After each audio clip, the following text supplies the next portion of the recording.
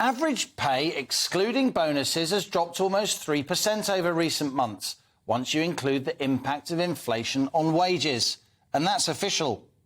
As the cost of living crisis intensifies, real wages, accounting for spiralling prices, have plummeted between March and May, according to the Office for National Statistics, or ONS. And today, below-inflation pay rises will be announced for around 2.5 million public sector workers, pay offers which could yet spark more industrial action.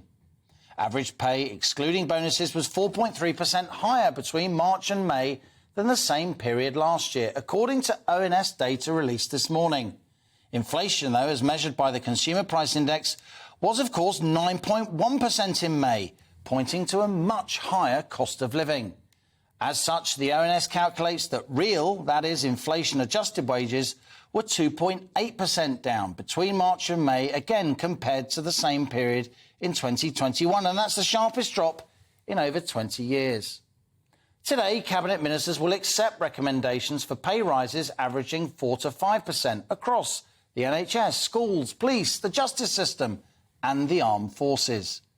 With inflation heading for double digits, public sector unions have slammed what they call a massive national pay cut. All the Tory leadership candidates, though, have rebuffed calls for higher pay rises, with Liz Truss warning they could lead to a wage price spiral that makes the cost of living crisis worse.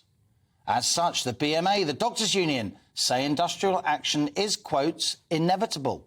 Teaching unions are also warning of strikes. But is that reasonable, given that public sector pay, while having grown less than private sector wages over recent years, does remain much higher than across the rest of the economy?